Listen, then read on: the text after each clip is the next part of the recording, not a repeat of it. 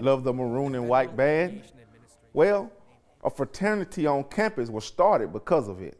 Mississippi State Bulldogs were able to hold off a tough Stanford team in Starkville, Mississippi. The Bulldogs went on to win 56-41 with a strong showing from quarterback Nick Fitzgerald. Fitzgerald went 20 of 35 for 415 yards and 5 touchdowns. He also ran for 2 scores. All right, welcome back to Take 30 News. I'm with Philip Keck. Philip is a member of Engineers Without Borders. Philip, can you tell us a little bit about the organization? On Thursday, Henderson Ward Stewart Elementary Complex in Starkville was placed under a safety lockdown.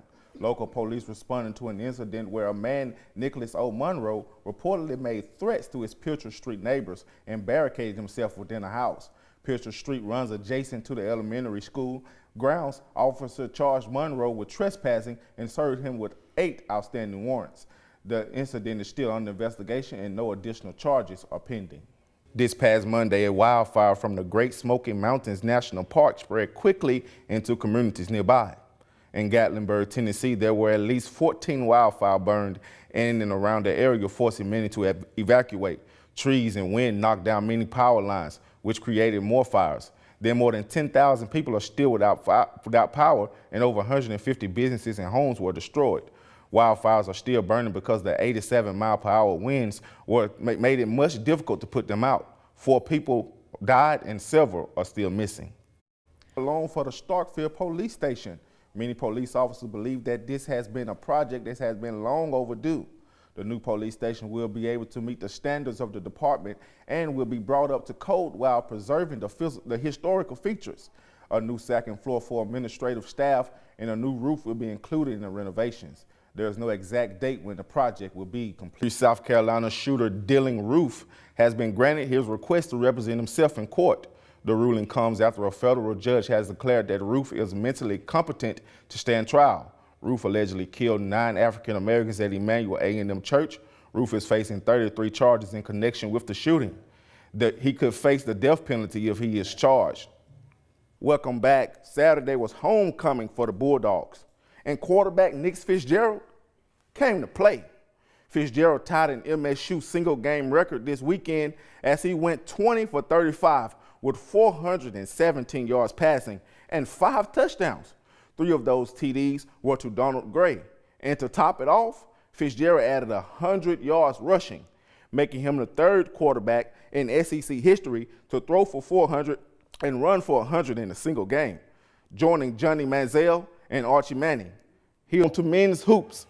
Mississippi State men's basketball is also gearing up for the upcoming season. Unlike the Lady Bulldogs, the men of the hardwood don't have as much experience, but they are talented. The incoming class for the Bulldogs will rank number 7 nationally, with the likes of Mario Kegler, Tyson Carter, Quindary Weatherspoon to go along with senior I.J. Reddy. The Bulldogs have a solid young core heading to the season, and that core could potentially ruffle some feathers in a very competitive SEC.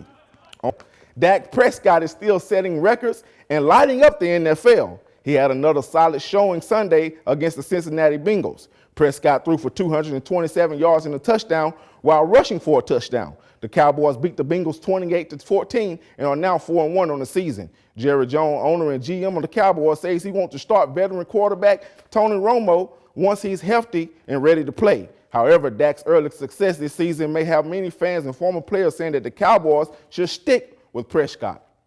Nick Fitzgerald wasn't the only player who had a big game on Saturday. Wide receiver Donald Gray showed the Bulldog Nation flashes of his potential against Sanford. Gray caught 4 passes, get this, for 207 yards and 3 touchdowns. If you're counting, that's 51.7 yards per catch. Here's what he had to say after his big performance. The maroon and white band? Well, a fraternity on campus was started because of it. The month of November is Musicianship Month, and Kappa Psi Epsilon band fraternity was out on a drill field last Friday spreading the word about the band history at MSU, so students could know more about the famous maroon and white band begin. Embrace some of the history and let the student body know a little bit more about it. The fraternity also is selling t-shirt, cookies, and brownies to raise money. Saturday was homecoming for the Bulldogs, and quarterback Nick Fitzgerald came to play. Fitzgerald tied an MSU single-game record this weekend as he went 20 of 35 with 417 yards rushing and 5 touchdowns.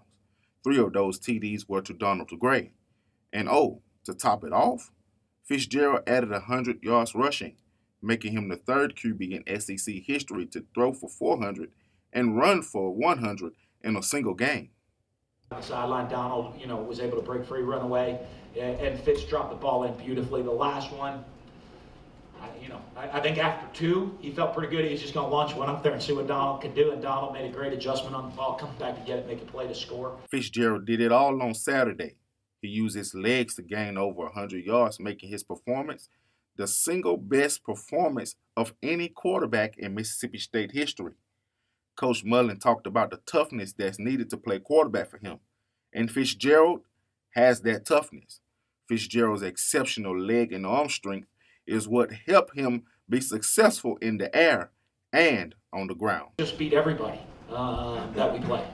And you can't do that. You have to go actually win the game yourself. You have to go make the plays out on the field to go win. And on Saturday, making plays is exactly what Fitzgerald did.